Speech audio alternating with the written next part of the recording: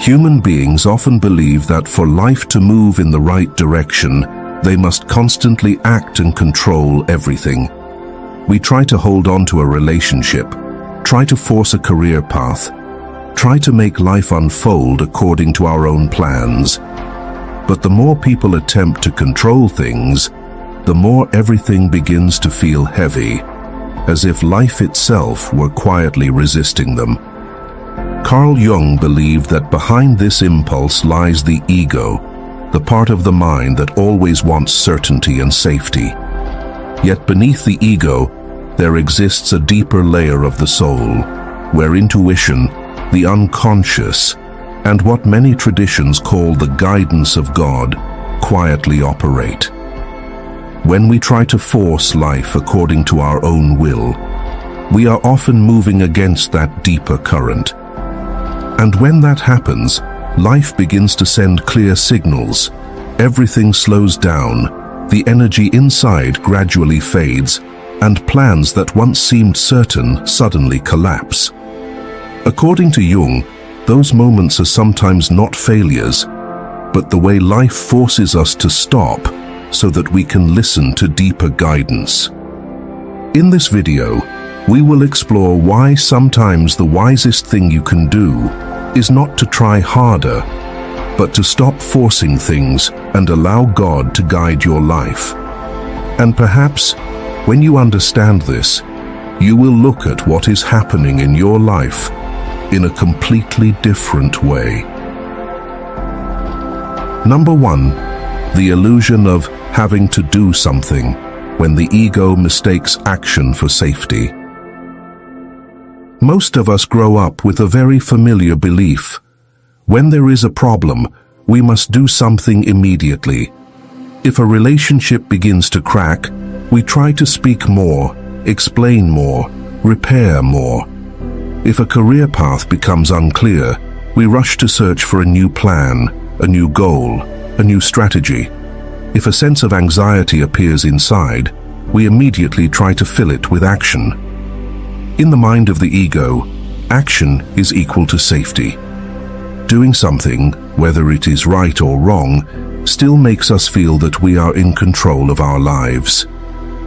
But from the perspective of analytical psychology, this is one of the deepest illusions of human beings. Carl Jung once remarked very clearly about this tendency when he said, "People will do anything, no matter how absurd, in order to avoid facing their own souls." This statement is not only a psychological observation, it is also a warning. Instead of stopping to listen to what is happening inside, the ego often chooses the easier path: more action, more control, and forcing life to follow a certain direction. This creates a temporary feeling that we are being proactive. But deep inside, it is often only a subtle way of avoiding the truth of the soul. I remember a friend of mine named Sophia. She was the kind of person everyone thought was very energetic and highly driven. Sophia always had a plan for everything. If work became difficult, she would immediately set a new goal. If life felt slightly empty, she would sign up for a course, plan a trip, or start a new project. Her schedule was always full. But once, during a very long conversation late in the evening, Sophia admitted something she had never told anyone before. She said that sometimes she was afraid of empty moments. When there was nothing to do, she began to feel a vague uneasiness. And to avoid that feeling, she quickly searched for something new to do. Sophia's story actually reflects what many people are experiencing. We constantly do something, not necessarily because it is needed, but because busyness makes us feel safe. The ego believes that if we stop, everything will collapse. So it pushes us to keep moving forward, keep acting, keep trying to control. But life does not operate entirely according to the logic of the ego. there are periods when constant action does not bring us closer to our path. In fact, it may even move us further away from it. Imagine that the human soul is like a deep lake. When the surface of the water is constantly disturbed, we cannot see its bottom. The harder we stir it, the more turbid the water becomes. Only when the surface becomes still can we begin to see what lies beneath. The human mind works in a similar way. When we constantly act because of anxiety, fear, or the desire to control, we make the surface of our soul chaotic. And in that state, it becomes very difficult to hear the subtle signals from within. Jung believed that the human soul is not merely a rational machine. Beneath our consciousness exists a deeper layer of the psyche, a place that contains intuition, symbols, and a form of wisdom that the ego cannot fully control. Many spiritual traditions call this deeper layer by different names, but in the experience of many people, it is also the place where they sense the quiet presence of God, a deeper form of guidance that the ego cannot force or command. When the ego rushes into action too quickly, it often ignores the signals coming from this deeper layer. And because of that, many people feel that even though they are doing many things in their lives, they still do not truly feel that they are moving in the right direction. They are busy, yet empty inside. They keep moving forward, yet they do not know where they are going. The paradox is that when people stop treating action as a shield that protects them, they begin to realize something very different. True safety does not come from controlling everything. It comes from the ability to listen to oneself. When we no longer feel the need to rush into action simply to calm the ego, we begin to have space to recognize what is truly happening within our soul. The deeper meaning here is this: life does not always require more action. Sometimes the most necessary thing is not to try harder, but to pause long enough to understand why we are trying. When people stop confusing action with safety, they begin to realize that calmness, listening, and honesty with oneself are the true foundations of wise decisions. And from that stillness, a deeper direction of life begins to appear, a path not forced by the ego, but gradually revealed by the quiet guidance of the soul. Number 2, when the soul withdraws its energy, why everything suddenly stops flowing. When people begin to realize that constant action does not always bring clarity, they often enter another experience, quieter, yet also more difficult to understand. This is the moment when everything in life suddenly stops flowing.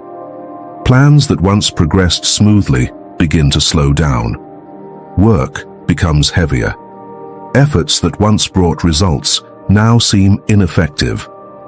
Many people describe this feeling as trying to row a boat on a river that has run dry. You keep rowing, you keep trying, but the boat does not move. A literary story can help us imagine this clearly.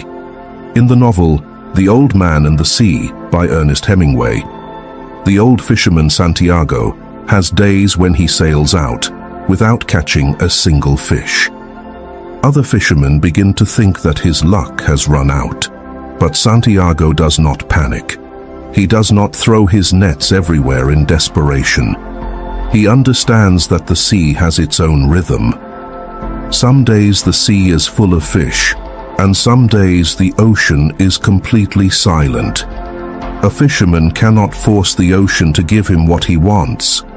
What is notable is not that Santiago catches no fish, but how he responds to the silence of the sea. He does not try to resist it. He accepts that sometimes the ocean needs its own time. The inner life of human beings operates according to a similar rhythm. There are phases when everything flows naturally. You work and opportunities appear. You make efforts and results come. But there are also phases when that flow suddenly slows down.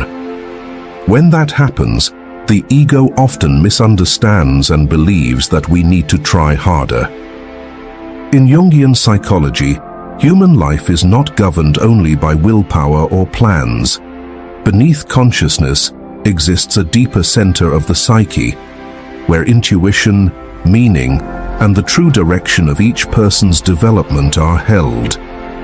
When we move closer to that path, energy often appears naturally.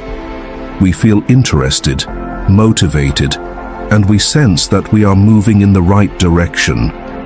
But when the ego tries to force life toward a direction that is no longer suitable, the first thing that usually disappears is not opportunity, but energy.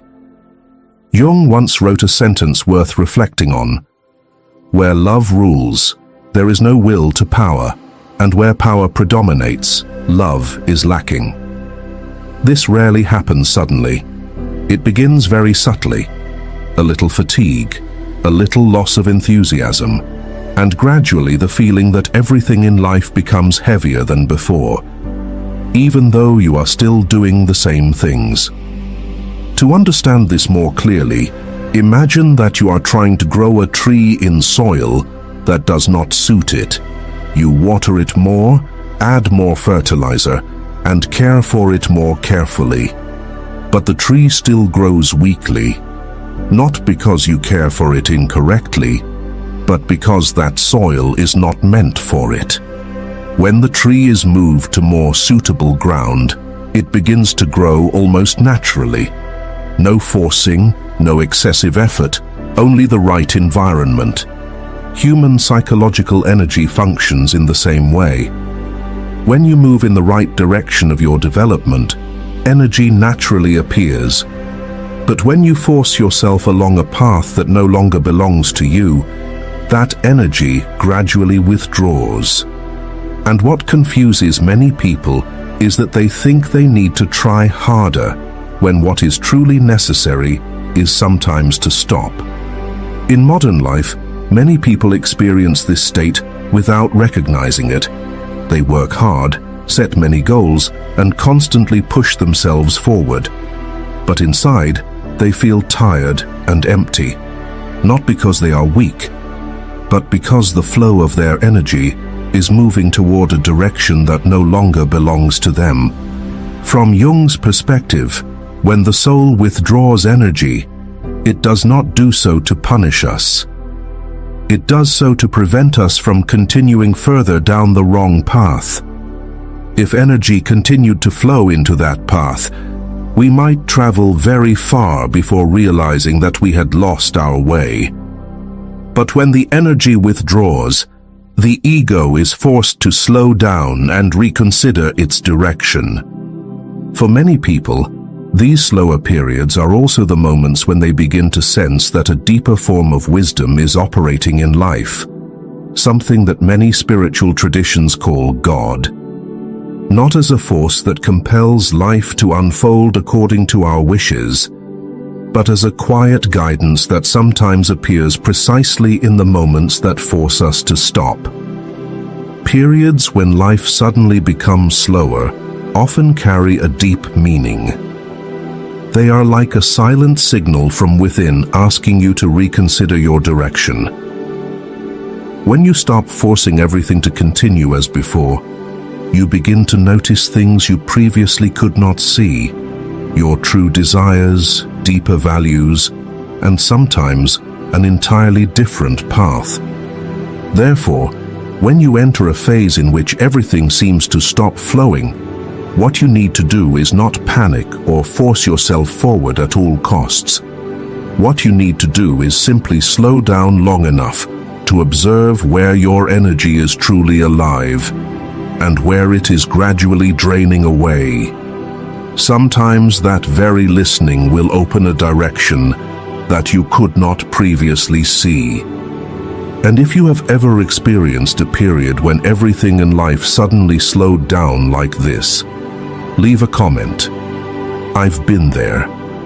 Sometimes, just a few simple words are enough to remind us that many other people are walking through the same journey. Number 3. When the signals are ignored, how the unconscious forces you to stop. The moment when the flow of life begins to slow down rarely appears suddenly.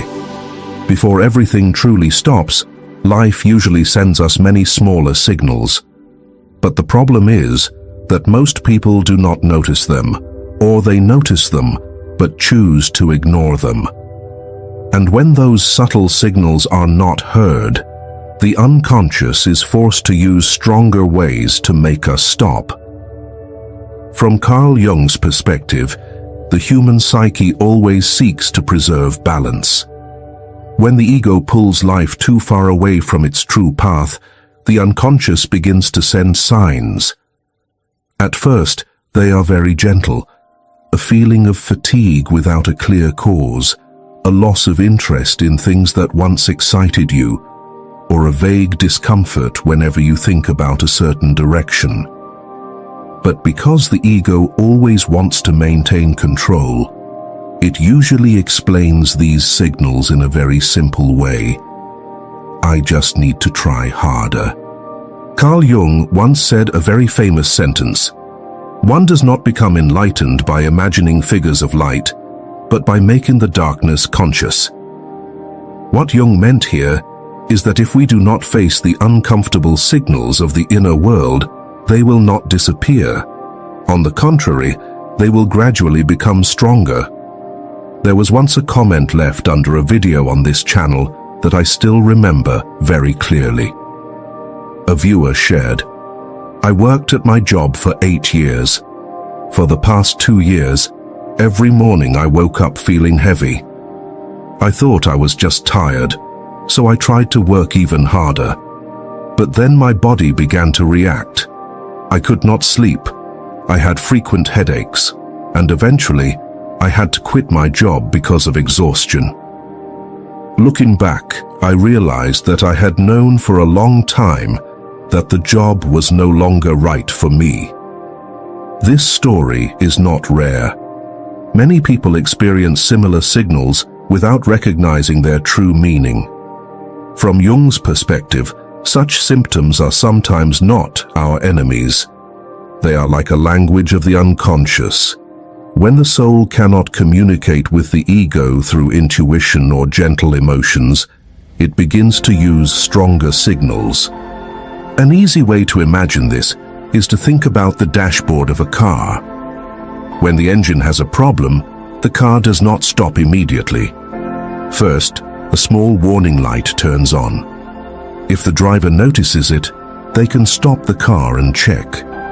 But if the driver continues to ignore the signal and keeps driving as if nothing is wrong, the small problem can turn into a major failure that forces the car to stop. The human soul works in a similar way. At first, the signal is only a feeling of discomfort. Then it may become prolonged fatigue, and eventually, it can grow into larger crises, such as burnout, loss of direction, or unexpected disruptions in life. Not because life wants to punish us, but because the unconscious is trying to force the ego to pay attention. One of the important things Jung recognized is that the unconscious always tries to bring a person back to the path of their true development. But the ego tends to cling to what is familiar. It fears change, fears losing control, and fears stepping into the unknown. That is why it often ignores the early signals of the soul. And when that happens, the unconscious must speak louder. This is why many people only truly change after a major event. It may be a crisis at work, a relationship that collapses, or a deep period of exhaustion. When they look back, they often realize that the signs had appeared long before. But because they were too busy or too afraid, they did not listen. In many spiritual traditions, The moments that force people to stop are sometimes seen as the way God guides them back to their true path, not through clear instructions, but through experiences that make it impossible to continue living in the old way. What the ego calls a crisis may sometimes be a profound correction of life itself. From Jung's perspective, the symptoms of the soul are not always things that must be eliminated immediately. Sometimes they are messages. They say that something in your life needs to be reconsidered. A part of you is being ignored. And if you continue to ignore it, life will continue to find ways to make you stop. The deeper lesson here is not to live in anxiety about every uncomfortable feeling. The real lesson is to learn to listen to the small signals before they become loud knocks on the door. When you begin to notice the subtle feelings of your soul, the things that make you feel alive, and the things that slowly drain your energy, you are learning an important skill: the ability to enter into dialogue with your own unconscious mind. And when people learn to listen to those signals earlier, they often do not need to wait for a major crisis to change. Sometimes, a simple realization is enough to adjust the direction of life, not through the force of the ego, but through a deeper understanding of what the soul has been trying to say all along. Number 4, the necessary collapse, when God begins to dismantle the wrong path. After the small signals of the soul have been ignored for too long, life sometimes has to create a larger interruption. A job ends, a relationship breaks apart, or a plan that once seemed certain suddenly collapses. To the ego, these moments often feel like loss and chaos. But in Carl Jung's view, these collapses are not always destruction. Sometimes they are a deep restructuring of the soul. Human beings often believe that life should move forward in a straight line. But psychological life does not function like a perfect plan. Jung once wrote, "There is no coming to consciousness without pain." What he meant was not that people must seek suffering, but that real growth often appears only after the old illusions of the ego begin to collapse. An ancient symbol that describes this process clearly is the story of the phoenix. In many cultures, the phoenix is not simply reborn. Before a new cycle of life can begin, it must first pass through a complete burning. The fire consumes the old body until only ashes remain. Yet from those ashes, a new bird appears. For ancient people, this story was not a tragedy, but a symbol of transformation. Some stages of life can end only through total dissolution before a new form can emerge. This idea does not exist only in mythology. In modern science, many living systems develop in a similar way. In neuroscience, when a person changes the way they think or learns something new, the brain must reorganize its neural connections. Old patterns gradually weaken so that new connections can form more strongly. From a scientific perspective, deep development rarely occurs without a kind of dismantling of the old structure. Human psychological life operates according to the same principle. When the ego builds a life based on beliefs or goals that no longer fit the deeper nature of the self, that structure sooner or later begins to crack. A job that once brought a sense of success suddenly feels empty. A relationship that once stood at the center of life becomes a source of tension. A plan you once trusted completely no longer carries the same meaning. On the surface, these moments look like failure. But if we look deeper, they may be signs that a deeper part of life is adjusting your direction. Jung called this process part of the journey of individuation. the journey of becoming who you truly are. In that journey, the ego is not always a reliable guide. Sometimes it must let go of its old images of itself before it can see what it truly needs to become. An easy way to imagine this is to think about rebuilding a house. If the foundation of a building has begun to crack, repainting the walls will not solve the problem. Sooner or later, the entire structure will become dangerous. In such situations, the only way to build something stronger is to dismantle the old structure and begin again from the foundation. From the perspective of the ego, this process looks like destruction. But from the perspective of development, it is a necessary preparation. And sometimes, when people look back on the whole process, they begin to feel that this dismantling was not entirely random. It feels as if God quietly guided their life by removing the paths that no longer belonged to them in order to open a deeper direction that they could not previously see. It is precisely in those seemingly chaotic periods that many people begin to recognize things they had never seen before: their true values, deeper desires, and sometimes an entirely different path. Losing a job leads them to discover more meaningful work. The end of a relationship forces them to understand themselves more deeply. The failure of a plan pushes them to live according to what they truly believe. Collapse, therefore, is not always the end. Very often, it is simply the transition between two stages of life. Just as a seed must break open before a sprout can appear, some structures of life sometimes need to dissolve so that something new can grow. Just when you thought every door had closed. In those moments, many people begin to feel that life is trying to tell them something.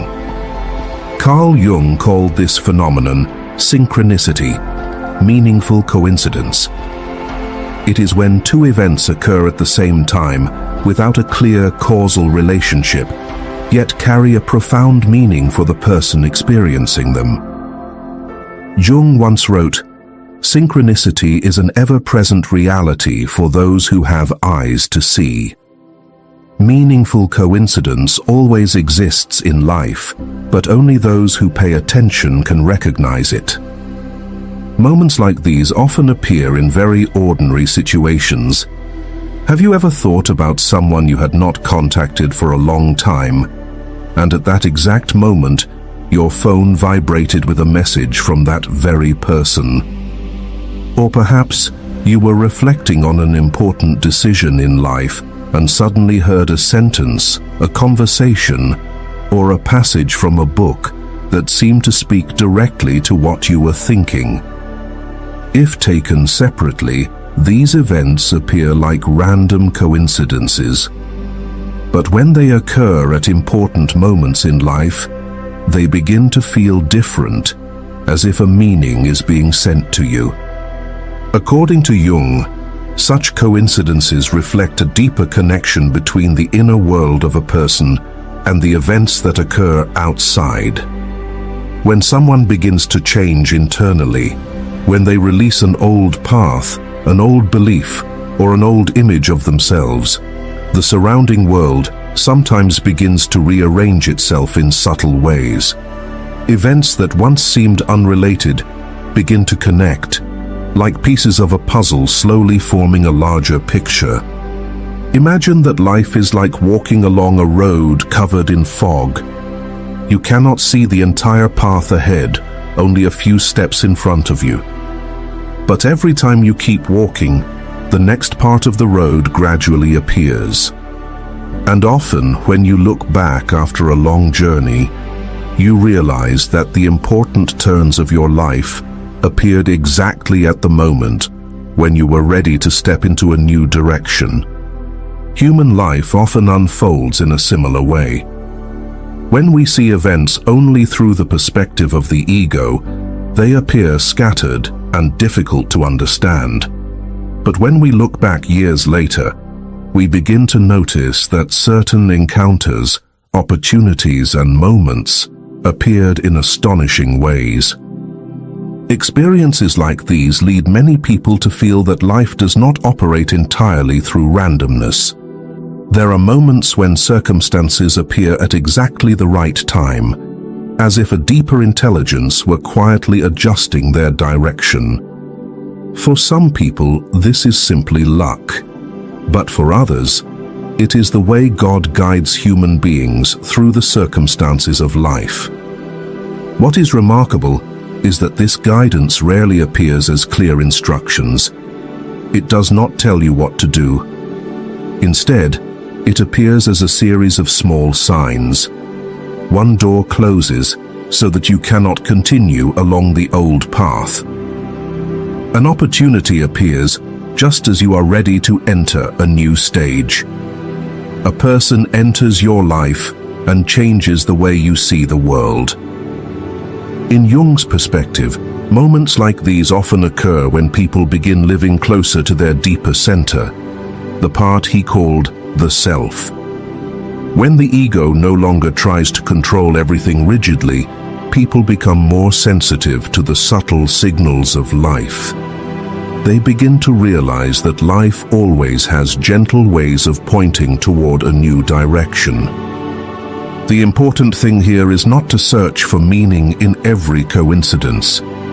The important thing is to learn to notice the meaningful moments.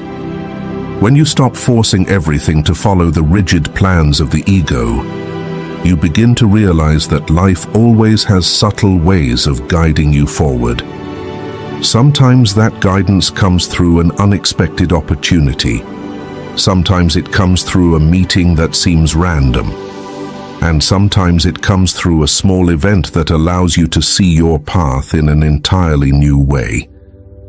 The deeper meaning of such moments is that they remind human beings that life is not shaped only by personal effort. There is another dimension of life that we cannot completely control.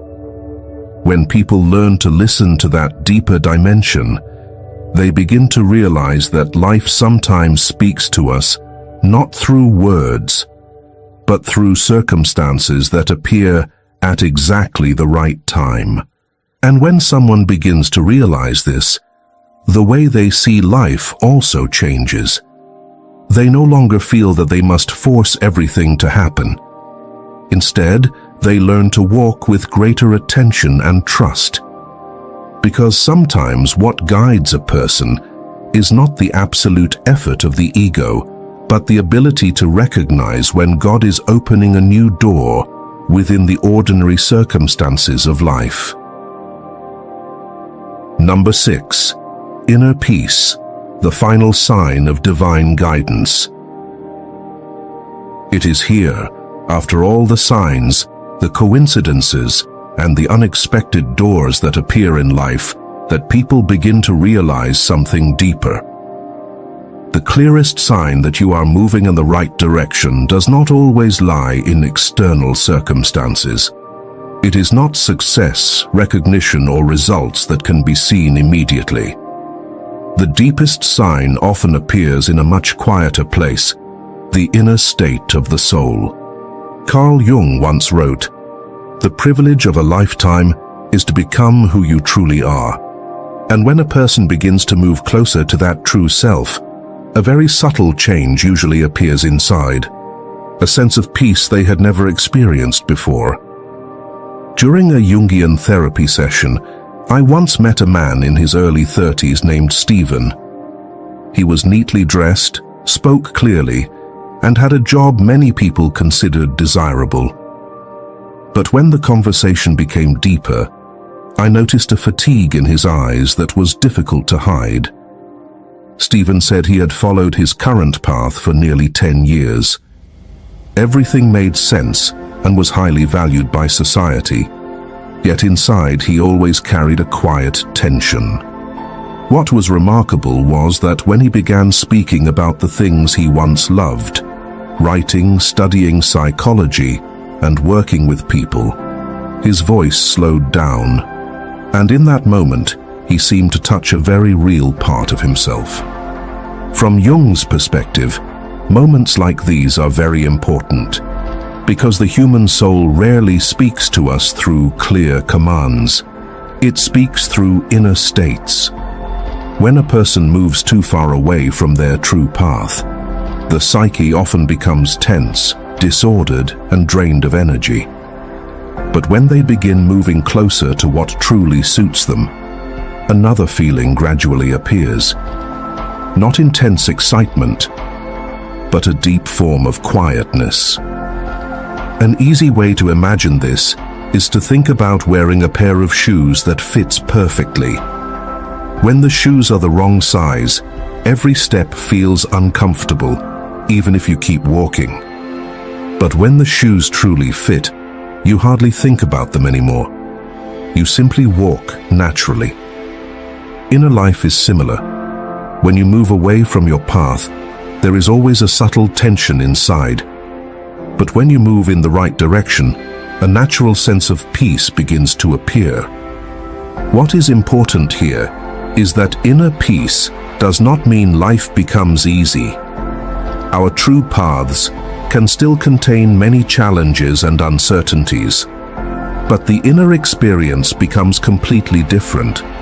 Instead of feeling as if we must struggle against life, we begin to feel that we are moving with a deeper current of it.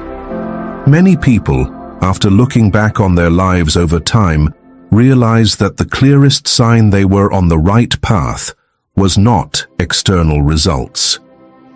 It was the inner change. They became calmer. They no longer felt the need to constantly prove something to the world. A quiet stability began to appear in the way they lived, the way they thought, and the way they made decisions. In Jung's philosophy, this state often appears when a person begins to live closer to their deepest center, the part he called the self. When the ego no longer tries to control everything rigidly, a deeper order of the soul begins to reveal itself. And within that state, people begin to feel that they are moving in the right direction, even when the path ahead is still not completely clear. For many people, this experience also carries a clear spiritual dimension. When people stop forcing life and begin listening to their soul, they feel as if a deeper wisdom is quietly guiding their journey. And in those peaceful moments, many people feel that God is guiding them in the right direction, not through clear instructions, but through the stillness that appears when they move closer to who they truly are. This leads to a very important realization. The deepest guidance in life rarely comes from external noise. It comes from the ability to listen to your own inner state. When a path constantly makes you feel tense and disconnected from yourself, it is often a sign that the ego is forcing life in a certain direction. But when a choice brings calmness and clarity inside, even if it is still uncertain, it is often a sign that you are moving closer to what truly belongs to you. Therefore, sometimes the final sign of divine guidance is not a miracle or a clear answer. It is simply the moment when your soul becomes quiet, not because every problem has disappeared, but because a deep part of you finally feels that you are walking on the right path.